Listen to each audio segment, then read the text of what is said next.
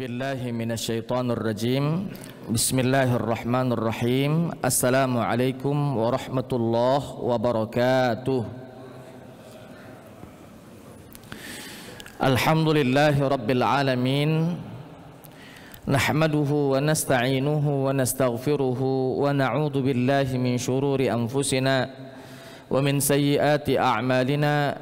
May yahdihillahu fala mudilla lahu ومن يضلله فلا هادي له أشهد أن لا إله إلا الله وحده لا شريك له إياه نعبد وإياه نستعين وأشهد أن سيدنا محمدا عبده ورسوله المبعوث رحمة للعالمين سبحانك لا علم لنا إلا ما علمتنا إنك أنت العليم الحكيم قال رب اشرح لي صدري ويسر لي أمري واحلل عقدة من لساني يفقه قولي رب آت نفسي هداها وزكها أنت خير من زكاها أنت وليها ومولاها ثم أما بعد.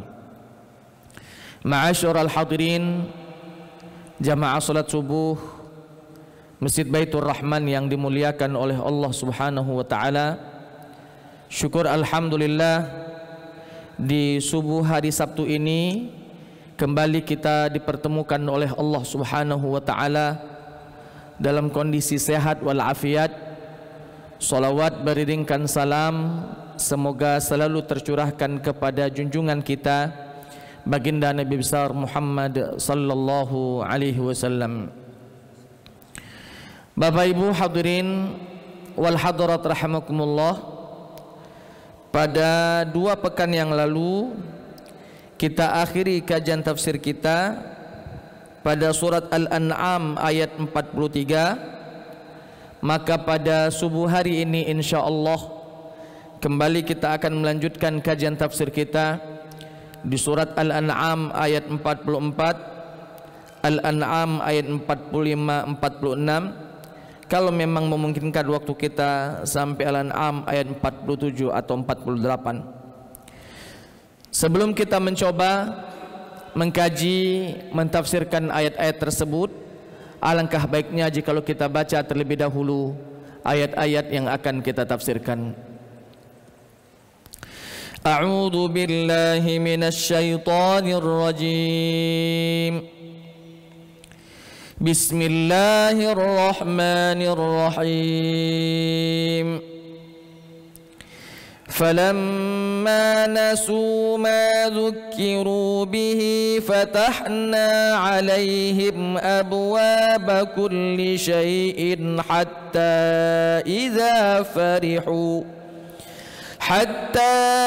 إذا فرحوا بما أوتوا أخذناهم بغتة فإذا هم مبلسون فقطع دابر القوم الذين ظلموا والحمد لله رب العالمين. قل أرأيتم إن أخذ الله سمعكم وأبصاركم وختم على قلوبكم من إله غير الله يأتيكم به انظر كيف نصرف الآيات ثم هم يصدفون. قل أرأيتكم إن أتاكم عذاب الله بغتة أو جهرة هل يهلك إلا القوم الظالمون وما نرسل المرسلين إلا مبشرين ومنذرين فمن آمن وأصلح فلا خوف عليهم ولا هم يحزنون والذين كذبوا بآياتنا يمسهم العذاب بما كانوا يفسقون. Ma'asyiral hadirin, jamaah salat subuh Masjid Baitur Rahman yang dimuliakan oleh Allah Subhanahu wa taala. Di ayat 44 di dalam surat Al-An'am ini Allah Subhanahu wa taala berfirman, yang mana Ibnu Katsir di dalam tafsirnya menjelaskan tentang firman Allah ini, ketika Allah berfirman, falamma nasu ma dzukiru bihi fatahna alaihim abwaaba kulli syai'. Di dalam tafsir Ibnu Katsir beliau mengatakan bahwa falamma nasu ma dzukiru bihi ay a'radu anhu wa tanasawhu wa ja'aluhu wara'a zuhurihim.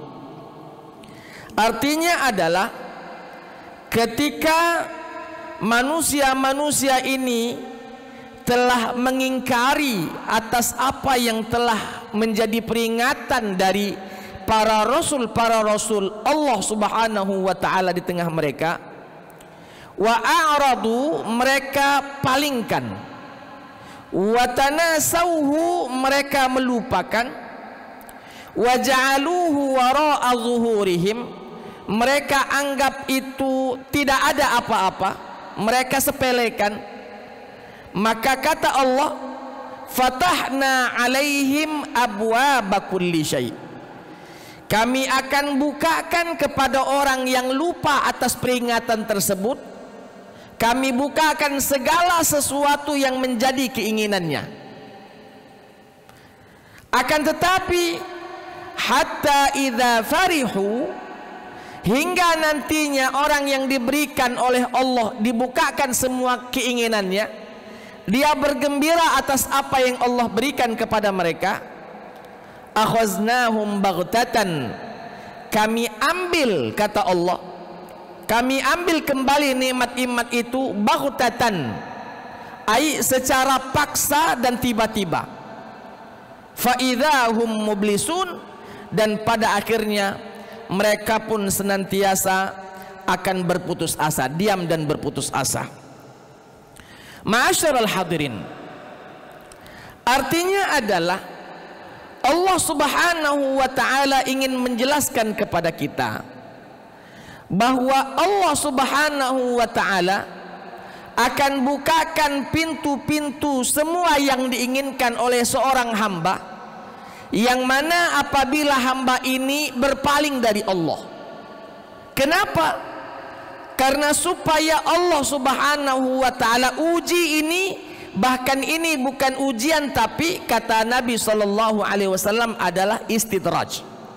Di dalam sebuah hadis Nabi, Rasulullah sallallahu alaihi wasallam pernah bersabda, "Idza ra'aitallaha", apabila engkau melihat Allah, yu'til 'abda minad dunya, Allah berikan kepada hambanya atas perihal duniawi, ala ma'asihi, walaupun orang tersebut selalu bergelimangan dosa, selalu bergelimangan maksiat, ma yuhibbu, atas apa yang orang tersebut suka, fa innama huwa istidrajun, kata Nabi, sesungguhnya itu adalah istidraj, bukanlah nikmat yang hakiki, bukanlah nikmat yang sesungguhnya, tapi istidraj yang Allah Subhanahu wa taala berikan kepada dirinya.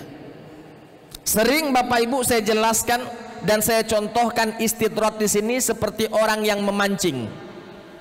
Dia cari umpan yang paling nikmat bagi ikan. Dicarikan ulat, dicarikan cacing, dicarikan ulat daun pisang, lalu dimasukkan ke kail pancing, dilemparkan di hadapan ikan. Ikan merasa yang dilemparkan di hadapannya itu adalah nikmat. Ikan merasa bahwa yang ada di hadapannya berupa cacing, berupa ulat-ulatan, berupa ulat ulat daun pisang. Mereka anggap itu adalah nikmat, makanya mereka ambil, mereka makan. Seandainya ikan tahu bahwa di dalam umpan itu ada kail yang senantiasa menariknya nanti ketika ditelan, maka saya yakin ikan tak akan pernah menghampirinya. Tapi karena ikan merasa itu adalah nikmat, ketika dimakan oleh ikan, sang tukang pancing pun tidak langsung menariknya, Pak. Dibiarkan diulur dulu. Ulur dulu. Kemana saja mau dibawa kail tersebut oleh ikan, dibiarkan.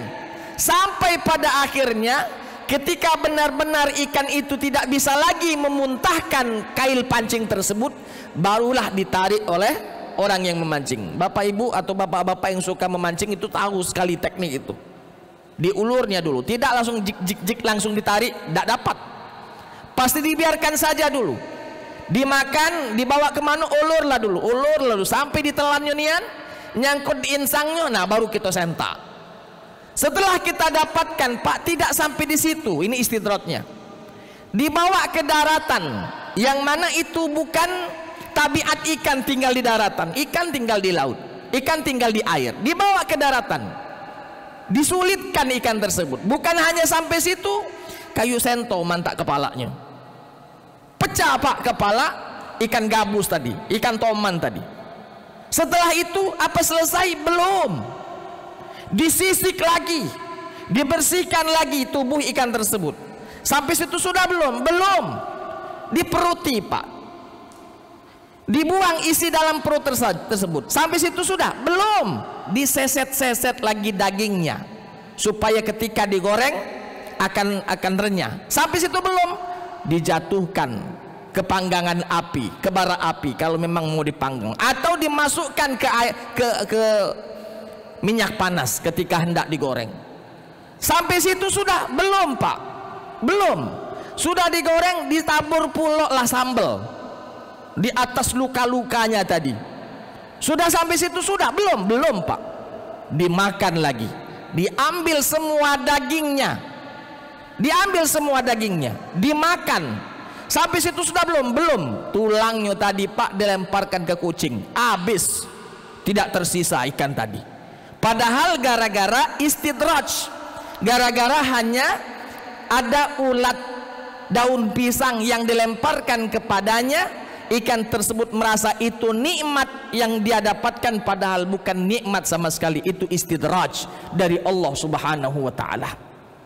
Bapak ibu, kata Allah Subhanahu wa ta'ala, falamma nasu ma dzukiru bihi, ketika mereka sudah lupa, lalai, berpaling dari apa yang telah diingatkan kepadanya, fatahna alaihim abwaba kulli syai', kami bukakan semua yang dia inginkan. Ketika diajak solat tidak buat kita kayo, katanya. Diajak mengeluarkan zakat, diajak untuk bersedekah, diajak untuk berwakaf, diajak untuk nyumbang ke masjid, katanya ngabis ke duit baik katik guno. Disuruh menutup aurat, dia tak mau menutup aurat, alasannya panas lah, gerah lah, tidak modis lah. Disuruh jangan bermaksiat, dia malah mengundang orang-orang untuk bermaksiat bersamanya. Orang-orang seperti ini kata Allah, sudah, kalau memang itu pilihanmu, fatahna alaihim abwaba kulli syai', kami bukakan segala penjuru, segala pintu yang mana dia suka ke situ. Dia suka dengan kehidupan dunia, dengan kekayaan, kami bukakan kekayaan itu. Dia suka mungkin kemewahan, kami berikan kemewahan dunia. Dia suka dengan jabatan yang tinggi, kami berikan jabatan yang tinggi. Untuk apa itu, Pak? Supaya ketika dia jatuh merasakan sakit sesakit-sakitnya. Ketika dia jatuh merasa sakit sesakit-sakitnya. Ketika orang kaya, Pak, seketika jatuh miskin, itu sakitnya minta ampun. Lebih baik orang yang miskin, yo hilang duit cak 1 juta 2 juta, tidak perlu sakitnya, ngapalah, terbiasa dengan kemiskinan.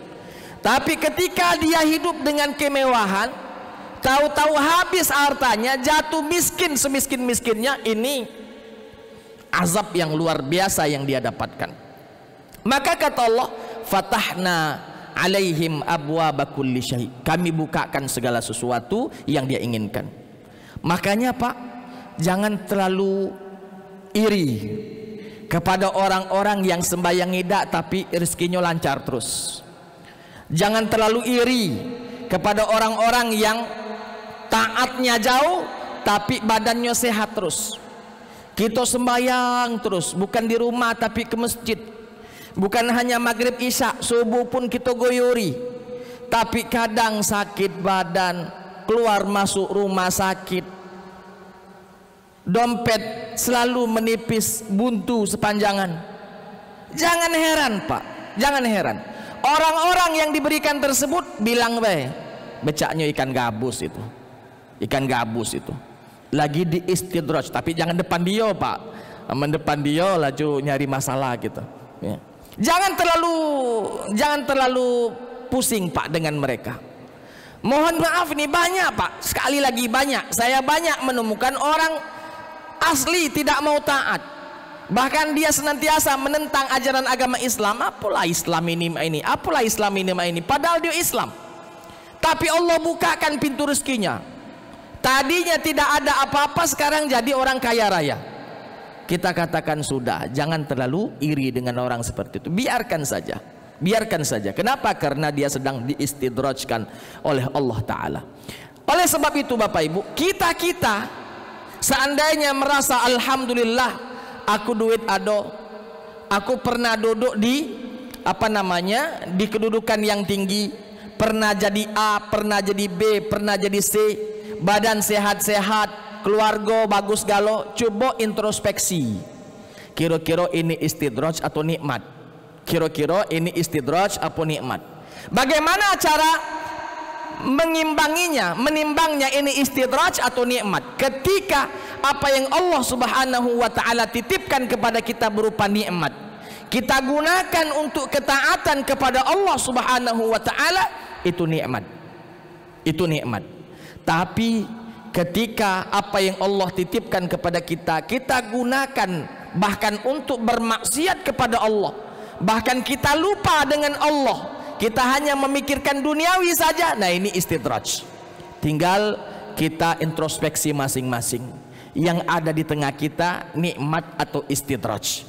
Mudah-mudahan yang ada di tangan kita semuanya nikmat. Tapi seandainya kita merasa becaknya istidraj ini, kalau istidraj cepat banyak-banyak bertaubat kepada Allah Ta'ala, bersegera untuk datang kepada Allah, memohon ampun kepada Allah, lalu berjanji untuk menjalankan aktivitas ibadah dengan sebaik-baiknya, menjadi orang yang taat kepada Allah Subhanahu wa Ta'ala. Kalau memang kita merasa apa yang Allah titipkan kepada kita adalah berupa istidraj. Falamma nasu ma dzukiru bihi fatahna alaihim abwaaba kulli syai. Ketika dia telah lupa atas apa yang telah diperingatkan oleh para nabi kepada dirinya, fatahna alaihim abwaaba kulli syai, kami bukakan segala sesuatu yang menjadi keinginannya, kami permudah. Hatta idza farihu, sampai dia merasa gembira Pak dengan apa yang dia dapatkan, sampai dia merasa bangga dengan apa yang dia dapatkan, sampai dia kadang menghina orang yang taat ibadah. Untuk apa ke masjid terus, buat kayo. Sampai dia ngomong itu, akhaznahum baghtatan, kami ambil nikmat yang kami titipkan kepadanya secara paksa dan secara tiba-tiba. Kami paksa ambil itu dan tiba-tiba tanpa dia sadari dan tanpa dia siap-siap terlebih dahulu kami ambil. Faidahum mublisun, sehingga dia terdiam lalu berputus asa dengan apa yang terjadi di hadapan dirinya. Oleh sebab itu Bapak Ibu, kita sekali lagi mari bersyukur atas apapun yang Allah Subhanahu wa Ta'ala berikan kepada kita. Allah luaskan rezeki kita, alhamdulillah. Pakailah keluasan rezeki tadi untuk ketaatan kepada Allah. Tak perlu cari-cari nak diapo ke duit aku ini, nak diapo ke harta kita ini. Ini depan mata kita ini masjid belum jadi. Masjid belum jadi. Walaupun sudah jadi untuk sholat tapi belum selesai, belum finishing dan lain sebagainya. Pak, ketika kita infakkan, jangankan 100.000, 1 rupiah pun itu akan menjadi penolong kita di akhirat nanti. Bahkan sebelum di akhirat akan menjadi penolong kita di kuburan nanti. Bahkan sebelum di kuburan nanti akan menjadi penolong kita di dunia ini. Kenapa? Karena Allah Subhanahu wa ta'ala berfirman, orang yang berinfak bukan hanya infak saja, tapi Allah ganti infaknya menjadi 700 kali lipat dibandingkan apa yang dikeluarkan. Belum lagi Allah berjanji akan menambah apa yang telah diinfakkan. Masalul ladzina yunfiquna amwalahum fi sabilillah kamasali habbatin ambatat sab'a sanabila fi kulli sumbulatin mi'atu habbah wallahu yudha'ifu liman yasha. Perumpamaan bagi orang-orang yang berinfak di jalan Allah seperti dia menanam sebiji, lalu biji itu tumbuh menjadi pohon. Pohonnya memiliki 7 ranting, setiap ranting berbuah 100 buah. Satu biji ditanam, 700 buah yang akan kita dapatkan. Belum lagi Allah berjanji, wallahu yudha'ifu liman yasha. Allah Ta'ala akan lipat gandakan bagi siapa-siapapun yang Allah Subhanahu wa Ta'ala inginkan. Ma'asyiral hadirin, maka sekali lagi bersyukur kita atas apa yang Allah Subhanahu wa Ta'ala titipkan kepada kita.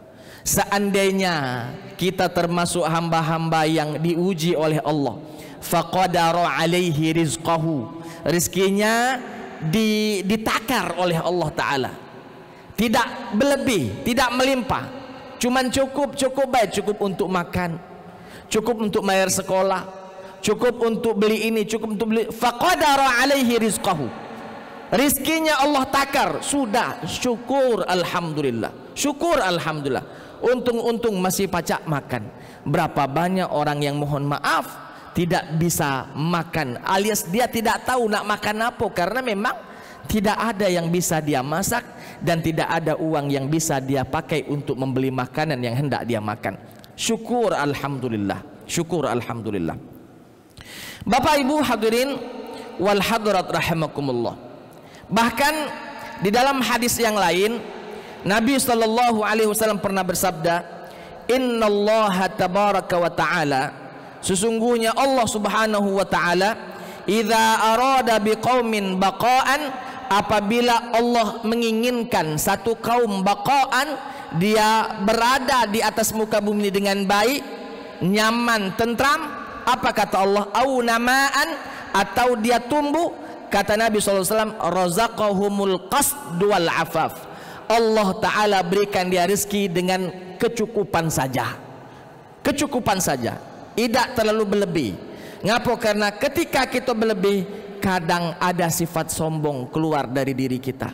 Kadang kalau kita berlebih dikasih oleh Allah, dia orang yang diberikan tersebut kadang lalai dengan apa yang Allah Subhanahu wa Ta'ala perintahkan. Maka kata Nabi SAW, Allah Subhanahu wa Ta'ala razaqahumul qasda wal afafa, Allah berikan dia hanya kecukupan saja, supaya dia tidak lalai, tidak lupa dunia, tidak lupa daratan. Karena biasanya orang lupa dunia dengan lupa daratan itu orang-orang yang mendapatkan rezeki yang berlimpah ruah. Ma'asyiral hadirin jamaah salat subuh yang dimuliakan oleh Allah Subhanahu wa Ta'ala. Hatta idza farihu bima utu akhadnahum baghtatan fa idzahum mublisun, sehingga dia terdiam, lunglai tubuhnya, tidak bisa melakukan apa-apa karena nikmat dia yang dia andalkan diambil kembali oleh Allah Subhanahu wa Ta'ala. Kita ketika orang-orang yang beriman diambil apa yang Allah titipkan, kita tidak terlalu mengambil pusing, Pak. Kenapa? Karena jelas hakikatnya apa yang Allah titipkan itu milik Allah, dan ketika Allah ingin ambil memang itu milik Allah, punya Allah. Makanya kalimat istirja, kalimat mengucapkan inna lillahi wa inna ilaihi raji'un bukan hanya diucapkan ketika terkena musibah kematian saja. Apapun musibah yang menimpa kita yang tidak kita sukai, maka silahkan mengucapkan kalimat istirja, mengucapkan inna lillahi, segala sesuatu itu milik Allah, wa inna ilaihi raji'un, dan kita semua ini pun akan dikembalikan kepada Allah. Tenang hati, Pak, tenang hati. Kita mendapatkan kekayaan, alhamdulillah, ini milik Allah yang Allah titipkan. Jatuh miskin kita, alhamdulillah Allah ambil lagi apa yang dia titipkan kepada kita. Tidak ambil pusing kita, Pak. Tidak ambil pusing. Makanya orang yang beriman, kata Nabi, ajaban li amril mu'min inna amrahu kullahu lahu khair.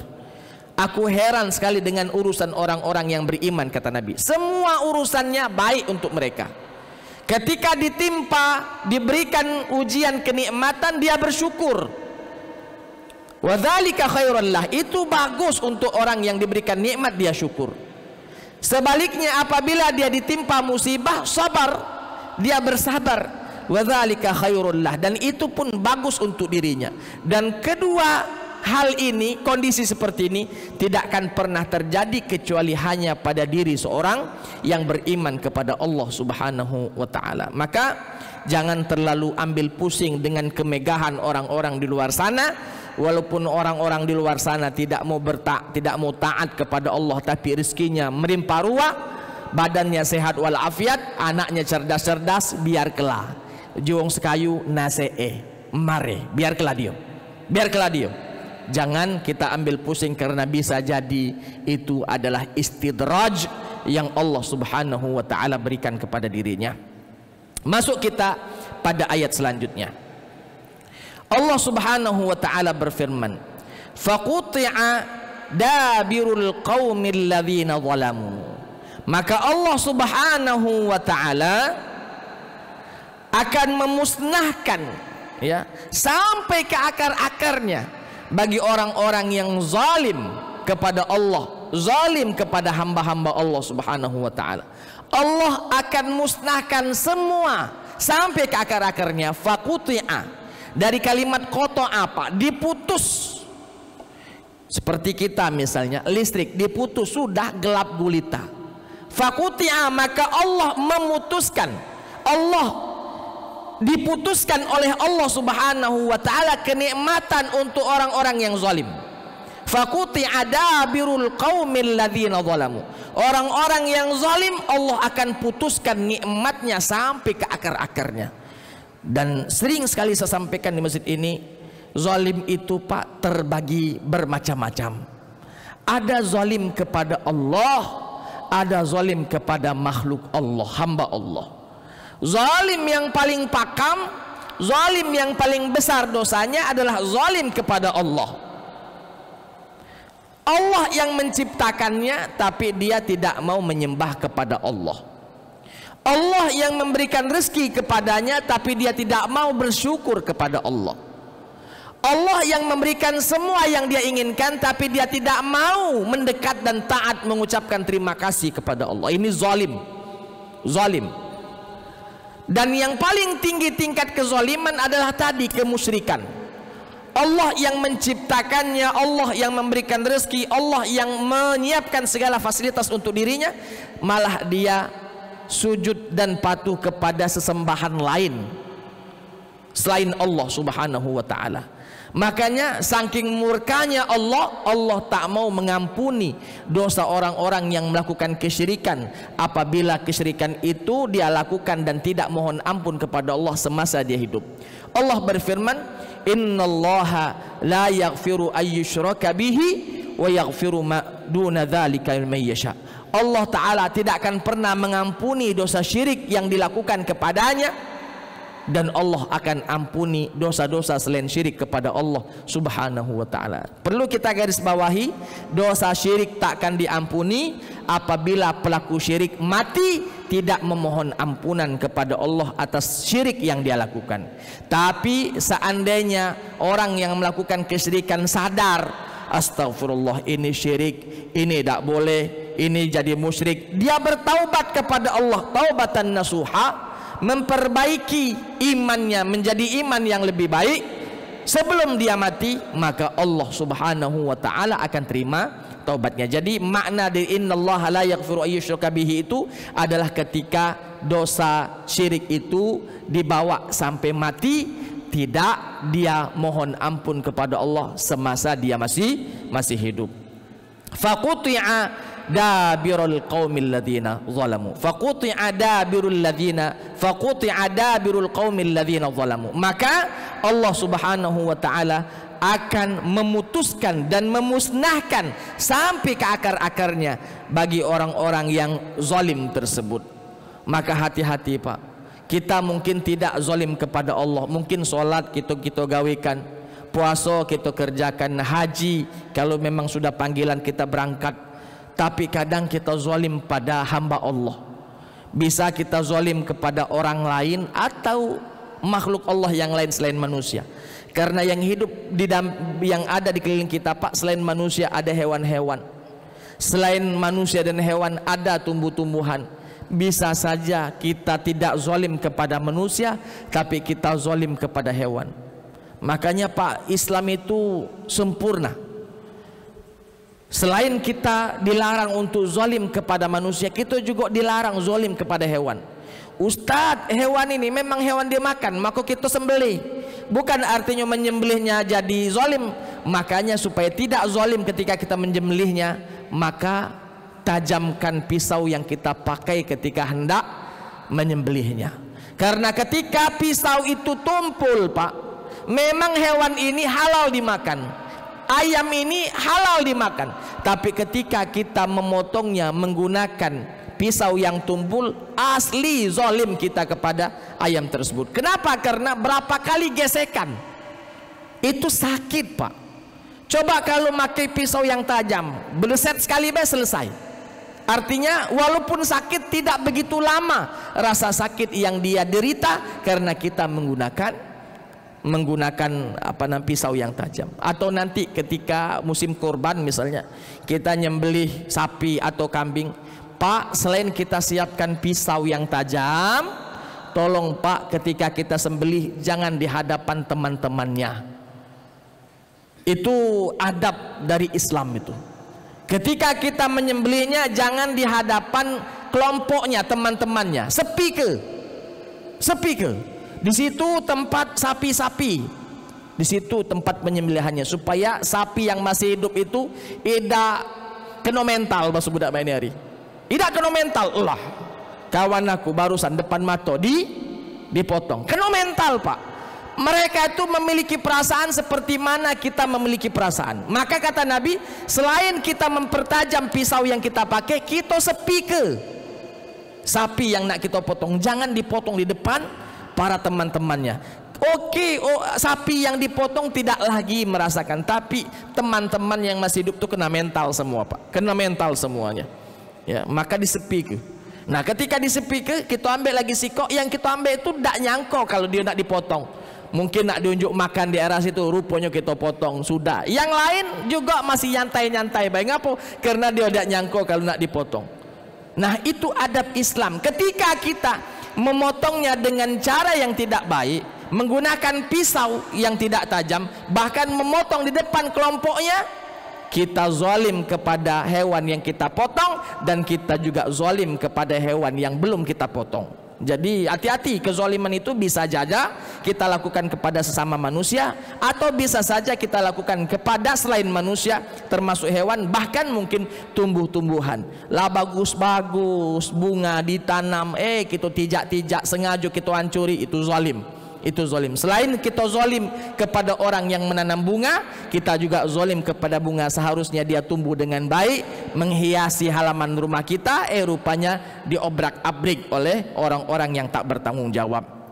Faquti'a dabirul qaumil ladzina zalamu walhamdulillahi rabbil alamin. Segala puji bagi Allah, Tuhan alam semesta. Ketika sudah selesai orang-orang yang zalim, maka tidak ada lagi yang keluar dari mulut seorang hamba kecuali memuja dan memujinya. Karena orang-orang yang memuja dan memuji Allah Subhanahu wa ta'ala bukanlah orang-orang yang termasuk orang-orang zalim. Maka ketika sudah habis sampai ke akar-akarnya orang-orang yang zalim, artinya yang tertinggal hanyalah orang-orang yang taat, yang tinggal orang-orang yang bagus, yang tinggal orang-orang yang beriman dan orang-orang yang bertakwa. Maka dari mulut mereka akan terkeluar ucapan walhamdulillahi rabbil alamin, dan segala puja-puji itu hanya milik Allah Subhanahu wa ta'ala, Allah Tuhan alam semesta. Ma'asyiral hadirin jamaah salat subuh yang dimuliakan oleh Allah. Sikok lagi, jangan tak berjadian. Di dalam ayat 46 dalam surat Al-An'am, Allah berfirman, "Qul ara'aitum in akhazallahu sam'akum wa absarakum." Katakan wahai Muhammad kepada mereka, orang-orang musyrik itu, apabila Allah Subhanahu wa ta'ala mengambil pendengaran dan penglihatan mereka, akhazallahu sam'akum wa absarahum, Allah ambil pendengaran dan penglihatan mereka, wa khatama ala qulubikum, Allah tutup rapat-rapat hati kita, man ilahun ghairullahi ya'tikum bih, kira-kira Tuhan mana yang mampu mengembalikan nikmat yang Allah ambil tadi? Seandainya Pak, kita meyakini ada Tuhan selain Allah misalnya, lalu Allah ambil pendengaran kita jadi tuli kita, Allah ambil penglihatan kita jadi buta kita, Allah tutup hati kita rapat-rapat jadi keras, batu, lebih keras daripada batu hati kita, tidak mudah tidak mudah terpengaruh dalam kebaikan. Kata Allah Ta'ala, man ilahun ghairullahi ya'tikum bih, Tuhan mana lagi yang bisa mengembalikan apa yang Allah ambil tadi? Karena memang tidak ada Tuhan selain Allah, maka jawabannya tidak ada yang bisa mengembalikan apa yang Allah ambil dari diri kita, kecuali yang mengembalikannya adalah Allah Subhanahu wa ta'ala. Makanya Bapak, kita pergi berobat bukannya dokter itu yang pakam, tetap Allah yang maha pakam, cuman dari asbab tangan dokter tersebut. Kita kan kadang, mohon maaf, kadang terlalu menyanjung tinggi dokternya. Pakam dokter itu, tadinya aku buta jadi pacak nyengok lagi. Kalau kita percaya itu dari bab ketauhidan, nah masalah tauhid kita. Tapi kalau kita membahas itu dari masalah asbab, dengan sebab dokter itu alhamdulillah Allah kembalikan penglihatanku, nah itu boleh, itu benar, itu benar. Tapi berapa banyak orang-orang di luar sana yang menjadi itu sebagai bab akidah Pak, bab akidah. Makanya kadang kalau ke dokter okelah ilmiah, kadang ke dukun Pak. Kata dukun tadi, kau nak ngapo? Nah ini sudah, kalau nak cak itu kau jangan mandi 40 hari syaratnya. Tidak mandi 40 hari ini masalah Pak. Mandi 40 hari masalah. Entah betina entah lanang, tidak mandi 40 hari kalau nak dapat ilmu ini. Kalau kau nak sembuh ini jangan mandi 40 hari 40 malam. Masalah kita ini karena kita ingin membersihkan badan, belum lagi junubnya, belum lagi ibu-ibu haidnya. Kalau tidak mandi lah cuma mano. Lalu mak mano? Kan banyak kan syarat-syarat kadang melanggar syariat Allah Subhanahu wa ta'ala. Kalau kau nak yang cak ini, kau harus ambek kayu ini, agak suguhkan ke makam fulan, jadikan sesajen. Nah, ini kan masalah. Nah kalau yang seperti itu jelas bab akidah namanya. Berarti kita meyakini dukun itu yang akan menyembuhkan kita. Padahal fa idza maridtu fahuwa yashfin, ketika aku sakit maka hanya Allah Subhanahu wa ta'ala yang menyembuhkan. Dokter itu hanya perantara saja Pak, hanya perantara. Coba bayangkan ketika dokter pakam itu nulis resep, rupanya tulis tangannya tadi digerakkan oleh Allah, tadinya nak nulis apa tertulis apa misalnya, kan masalah ini. Atau tulisannya sudah betul dibawa ke apotik, dibaca oleh apoteker salah seperti apa yang diinginkan oleh dokter, kan masalah. Tapi karena Allah Subhanahu wa ta'ala yang menginginkan orang tersebut sembuh, dokter tadi diilhami oleh Allah, tulis yang ini, tulis obat ini, komposisinya ini, berapa gram sekian, agak dibawa ke apotik.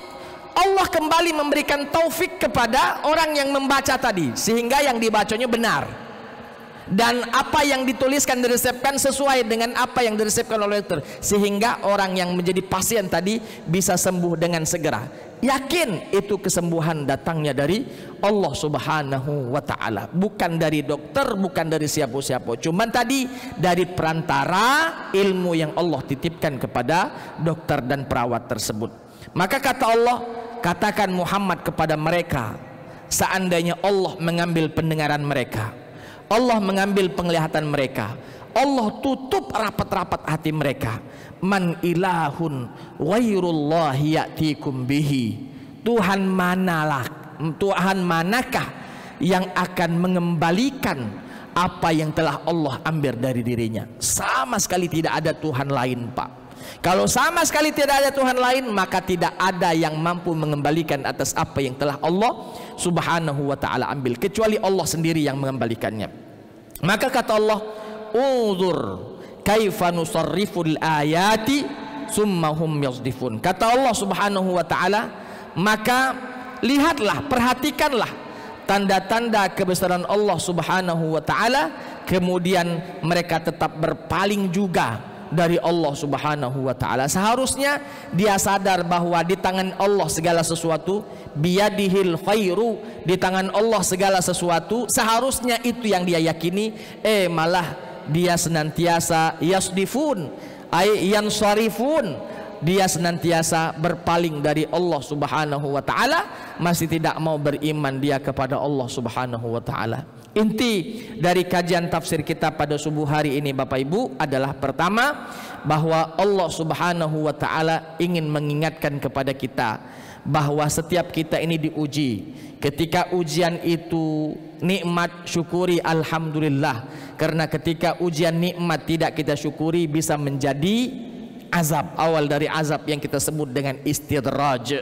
Maka ketika kita memiliki harta, gunakanlah harta itu di jalan Allah, belanjakanlah harta itu di jalan Allah, karena kita sadar bahwa ketika kita mati, Pak, harta itu masih di rekening, tidak akan bermanfaat bagi orang yang meninggalkan harta tadi. Coba kalau harta tadi dia gunakan, dia belanjakan di jalan Allah, yakin dia akan mendapatkan harta itu nanti di akhirat. Akan dia dapatkan apa yang dia sumbangkan, akan dia dapatkan apa yang dia infakkan di jalan Allah subhanahu wa ta'ala. Apalagi dengan jelas dalam hadis yang sahih, Nabi SAW pernah bersabda, apabila mati anak Adam, maka 3 yang mengantarnya sampai ke kuburan. Apabila anak Adam mati, ada 3 yang mengantarnya sampai ke kuburan. Yang pertama adalah maluhu wa ahluhu wa amaluhu. Hartanya mengantarnya sampai ke kuburan, keluarganya mengantarnya sampai ke kuburan, bahkan amalannya mengantarkan si fulan sampai ke kuburannya. Cuma kata Nabi, fayarji'ul isnani, 2 akan kembali, wa yabqa wahid, dan akan senantiasa bersama si almarhum hanya 1 saja. Apa yang kembali? Kembali harta kita. Harta kita kembali, tidak akan pernah akan berdiam diri di kuburan kita. Mobil yang dipakai ngantarkan kita, Pak, ke kuburan, itu dibawa balik ke rumah lagi. Tidak dibilang, Pak, ini mobil kesayangan kamu, nambeklah, aku taruh pucuk kuburan inilah. Tidak kati, Pak. Dibawa kembali ke rumah. Jangankan yang mahal-mahal, yang murah-murah pun tidak dibiarkan untuk dibawa oleh bapaknya. Saya pernah, Pak, datang ke satu tempat yang bapaknya meninggal dunia. Bapaknya ini punya gigi palsu, dilepas oleh anaknya. Ketika ditanya, ngapa kau lepas sih gigi bapak kau? Tidak apa-apa Ustaz, ini kan palsu. Dan lagian membawa ke Cinde dapatlah cak 200-300. Tidak ridho dia, bapaknya mawa giginya, gigi palsunya, karena nak dijualnya ke Cinde dapat lacak 200-300. Artinya jangankan mobil yang harga puluhan bahkan ratusan juta, yang 200-300 lagi tak ridho anak tadi membiarkan kita sampai dibawa ke kuburan kita. Jam mahal tadi selesai jadi warisan, Pak. Cincin mahal itu jadi warisan. Semua yang kita tinggalkan jadi warisan. Kita di kuburan lah capek-capek nyari kenyo, tapi tidak dapat kebaikan dari harta yang kita cari. Maka Pak, memang bagus ninggalkan harta rezeki ke anak sebagai warisan itu bagus memang. Cuman tadi jangan sampai kamu mikir ke anak lupa dengan diri dewe. Anak yakinlah Pak, ada rezekinya, ada rezekinya, sudah dicatat oleh Allah. Kita ada atau kita sudah tiada, rezeki anak begitulah, tidak akan berkurang dan tidak akan bertambah. Maka seandainya Pak, kita tinggalkan anak kita tanpa 1 rupiah pun warisan, yakin bahwa rezekinya sudah ditanggung oleh Allah. Maka pakai tadi untuk kita. Ayahku asli dulu masih muda, lupa sembayang. Alhamdulillah duit ada, ini duit bismillah, tolong Pak terima untuk kebaikan masjid, untuk pembangunan masjid, untuk renovasi masjid, tolong diterima.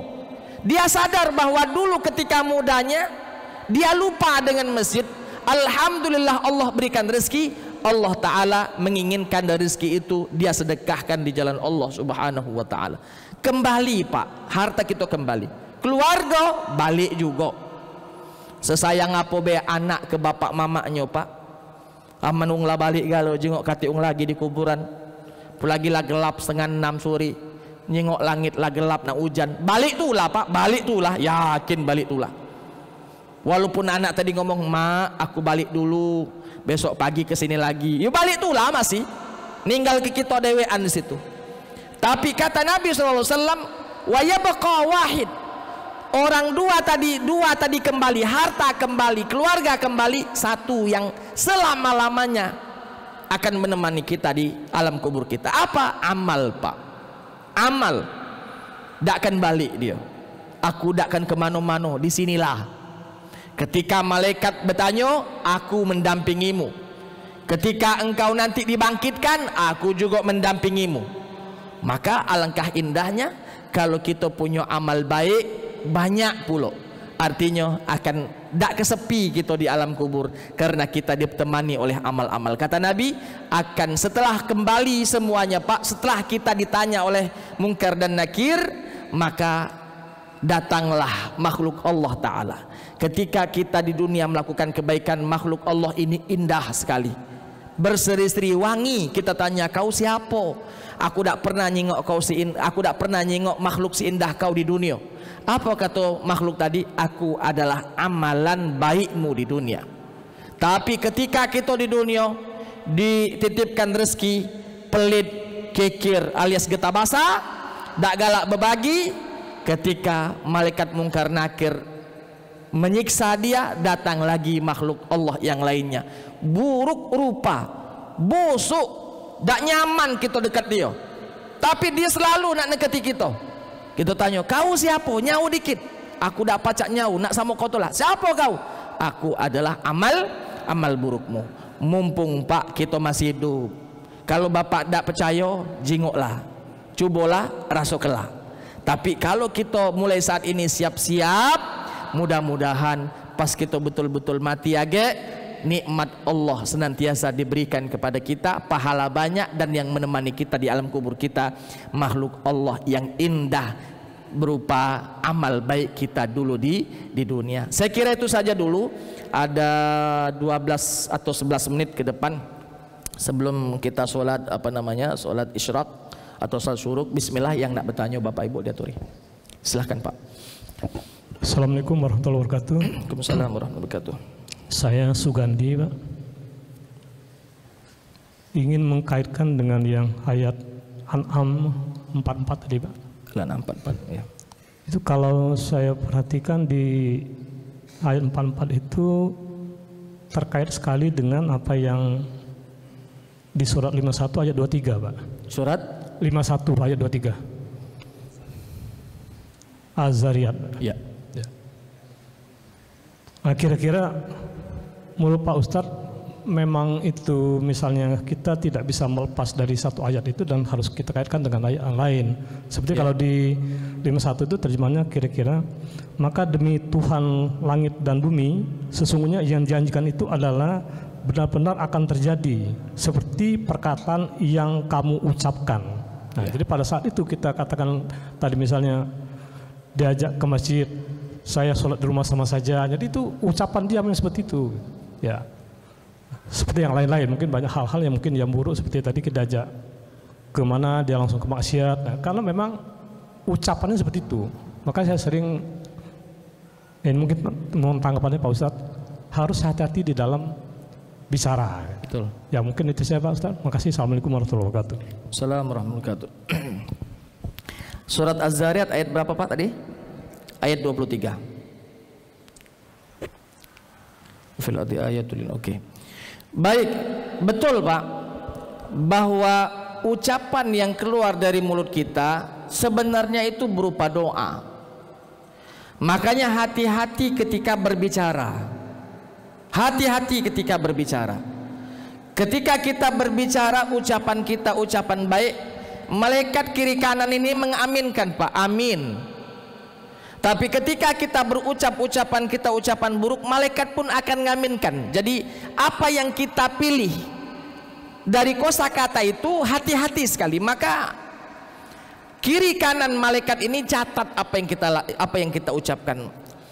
Makanya di dalam Al-Quran Allah Subhanahu wa ta'ala berfirman bahwa ud'uni astajib lakum, mintalah ku berikan. Dan minta ini Pak, bisa minta bagus, bisa minta jahat. Ketika kita berucap mudah-mudahanlah aku juga ada bagian pergi haji misalnya Pak, padahal Bapak itu harta tidak ada, badan sakit-sakitan, tapi kan tak tahu mukjizat yang Allah berikan, tak tahu bagaimana cara Allah membawa kita sampai ke Mekah. Pokoknya aku nak ngomong mudah-mudahan baik Allah berikan aku kesempatan untuk sampai ke Mekah melaksanakan aktivitas ibadah haji atau umroh. Walaupun sekilas mata itu mustahil, tapi ada saja caranya Allah Subhanahu wa ta'ala akan merealisasikan ucapan tadi. Maka hati-hati berucap Pak. Nabi sendiri mengatakan, "Man kana yu'minu billahi wal yawmil akhir falyakul khairan aw liyasmut." Barang siapa yang beriman kepada Allah dan datangnya hari kiamat, falyakul khairan, hendaknya lah kita berucap-ucap yang baik. Tak mampu kita berucap yang baik, falyasmut, maka lebih baik diam. Diam baik daripada kita ngomong-ngomong yang tak benar, diamin oleh malaikat, nah saro kita dewek yang saro. Maka di dalam Al-Quran Allah Ta'ala berfirman, ya ayyuhalladzina amanu taqullah wa qulu qawlan sadida. Hai orang-orang yang beriman, bertakwalah kamu kepada Allah, wa qulu lahum qawlan sadida, dan bertutur katalah kamu dengan tutur kata yang benar. Kita ni kadang Pak mohon maaf karena nak bercerita ngulung hidur gitu. Ya kadang yang tak katik kita ado-ado ke. Makanya kalau kita ngomong ini Pak, kalau nak dikalkulasi ke sisip dikit banyaklah bohongnya dibandingkan benarnya. Maka kalau memang tidak ada dalilnya, diam baiklah, daripada itu menjadi doa buruk bagi kita. Makanya kita harus optimis, ucapan-ucapan bagus Pak.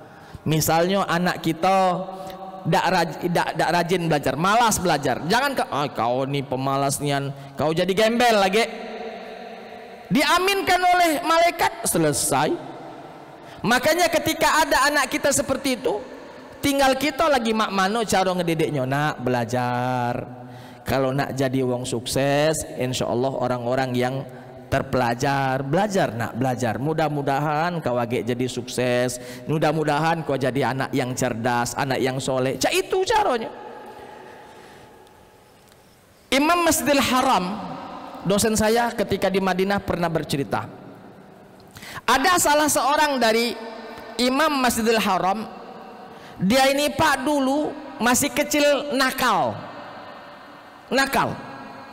Dia ini pernah bahasa kita mecah ke gelo atau mecah ke apa di rumah wong. Emaknya aduh malu nian emaknya tadi.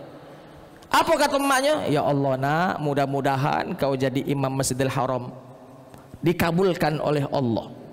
Tadinya nakal jadi baik, tadinya malas jadi rajin, tadinya dak galak muka Quran jadi hafal Quran, gara-gara doa mamaknya tadi. Makanya kalau ngomong itu hati-hati, mobil khusus kepada anak-anak kita nih, hati-hati nih. Jangan memaki-maki, kau nih dasar buyan, segalanya di sudah. Syukur kalau malaikat diam baik tak ngamin ke. Kalau malaikat ngamin ke selesai Pak. Maka hati-hati sekali. Selain kita menghancurkan mental anak kita, dan itu juga bisa berdampak doa, dan ketika diaminkan oleh para malaikat maka yang rugi kita sendiri, Maka tadi lurus-lurus saja, jadilah orang-orang yang taat. Kalaupun ngomong yang bagus-bagus, kalau tak kati bahan yang nak diomong ke diam bae lebih bagus dibandingkan kita cerita. Ini kadang kan wong itu tak lemak, kita duduk sama dia ngapo berdiaman bae. Lebih baik berdiaman daripada cerita ke wong, ghibah. Kau tahu tak PRT dulu mak ini. Nah, berhenti. Lebih baik kita berdiaman, Pak. Daripada kita ngegibah. Uang yang ngegibah berdosa, uang yang ngeladeni uang yang ngegibah juga berdosa. Jadi lebih baik kita berdiaman. Kalaupun nak ngomong yang nyata, yang real, yang bagus, membawa kita pada lebih taat kepada Allah. Wallahu a'lam bishawab. Yang lain. Silakan. Terima kasih. Tadi ada bicara soal kecukupan. Ya. Cukup itu menurut kami agak susah ngukurnya itu. Ya. Cukup bagi saya, tapi cukup bagi orang lain itu lain barangkali. Betul. Sehingga barangkali bisa Ustadz memberi gambaran lah.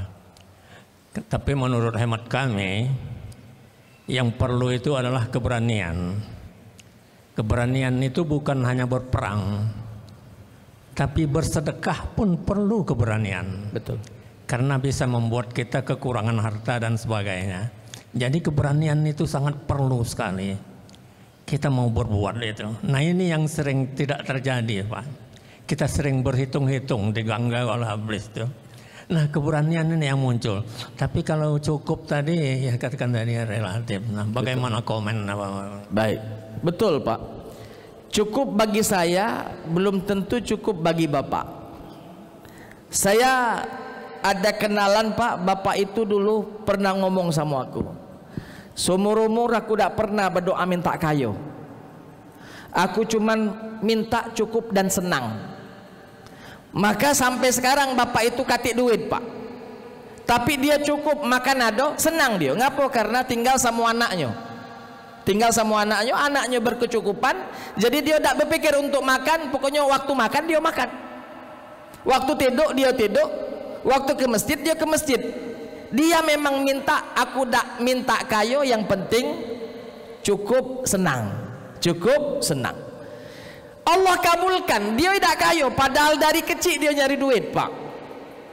Tak kati dia harta, tak kayo dia, padahal dari kecil dia begawi. Cuman tadi karena doanya tadi minta tak perlu kayo, yang penting cukup dan senang, Allah kabulkan. Nah kembali kepada tadi, cukup memang relatif. Satu orang, kadang suami istri juga berbeda Pak. Kata suaminya cukup lah cak itu, kata bini belum cukup, anak-anak bayar sekolah sama ini belum cukup. Jangankan sama orang lain Pak, seisi rumah kita kadang berbeda tentang menakar dari cukup itu ya. Tapi tadi saya betul tadi bahwa selain kalimat cukup itu ada sifat keberanian yang harus ditumbuhkan dalam hati kita. Karena mohon maaf Pak, kita yakin bahwa apa yang kusampaikan tadi betul. Allah akan ganti. Di dunia kita dapat, di kuburan dapat, di akhirat dapat. Tapi tidak berani kita ngeluarkannya. Padahal duit di rumah banyak. Tidak berani kita. Padahal jelas nak ngunjuk siapa. Ngunjuk masjid supaya jadi bagus masjid kita. Setiap uang masuk ke masjid akan mendapatkan pahala. Pikir kelak 5 kali sehari semalam uang masuk keluar masuk masjid kita di alam kubur dapat pahala terus Pak. Dapat pahala terus. Cuman tadi tidak berani. Nah kadang setan memang datang dari pintu itu. Kita sudah tahu ilmunya betul, kalau kita sedekah akan ditambah. Di dunia dapat, di akhirat dapat. Tapi aku sedekah idak kati baliknya, akhirnya jatuh miskin. Takut miskin dia. Makanya takut itu termasuk fitnah, ujian. Di awal-awal atau di awal juz 2 dalam surat Al-Baqarah kan jelas, walanabluwannakum bisyai'im minal khaufi. Kami uji kamu dari sebagian rasa takut Pak. Uang berduit takut jatuh miskin. Aman aku sedekah sama inilah Miskin tulah jadinya, takut jadi miskin sehingga dia tidak mau bersedekah. Ya, maka walana beluannakum bisyai'in minal khaufi, rasa takut. Makanya kadang wong takut jatuh miskin ndak galak sedekah, jadinya kikir, pelit alias getah basah. Dia takut turun jabatan, maka dia pergi ke dukun lah apa. Itu ujian semua. Ketika takut tadi bisa kita lawan dengan berani dalam kebaikan, berani dalam ketaatan, insya Allah akan lain ceritanya. Coba lihat Pak, bagaimana sang pemberani yang bernama Umar bin Khattab radhiyallahu anhu. Bukan cuman manusia takut sama dia, teko setan Pak lari, pikir kelah dak main wong ini, saking beraninya. Ketika papasan dengan setan-setan nyari tempat lain, nyari jalan lain, aku ngapo dak jadi, di situ ada Umar. Pikir kelah ini berani dalam kebaikan. Cuman tadi Pak, berani itu harus dari di dalam kebaikan. Jangan berani-berani baik, payu kita ke situ, kita ini berani kita. Ya, kalau memang dak bagus jangan ya. Tapi kalau memang bagus, kita harus sadar dan yakin bahwa berani penting, perlu sebagai pendorong untuk kita melaksanakan apa yang kita sudah yakini kebenarannya. Wallahu a'lam bishawab. Saya kira cukup ya. Sudah waktu isyraq tiba ya. Sudah bunyi bedentang-bedenting tadi di belakang kita nih. Itu saja mungkin yang bisa saya sampaikan pada kesempatan kali ini. Mudah-mudahan apa yang kita dengar tadi, yang baik-baiknya, yang benar-benarnya bisa kita ambil dan bisa kita aplikasikan dalam kehidupan kita sehari-hari. Yang jahat-jahat atau yang cerita-cerita jahat, kita dijauhkan dari apa yang kita dengarkan jahat-jahat tadi. Mudah-mudahan nikmat-nikmat yang Allah Subhanahu wa taala titipkan kepada kita betul-betul menjadi penguat kita dalam ketaatan kepada Allah, bukan menjadi salah satu istidratnya Allah Subhanahu wa taala kepada kita. Mudah-mudahan kita dalam kondisi sehat semuanya walafiat, dan ketika pun kita datang ajal kita, mudah-mudahan kita mati dalam kondisi husnul khotimah. Itu saja, terima kasih atas segala perhatian. Mohon maaf atas segala kurang dan khilafan. Hadanallahu wa iyyakum ajma'in. Assalamualaikum warahmatullahi wabarakatuh.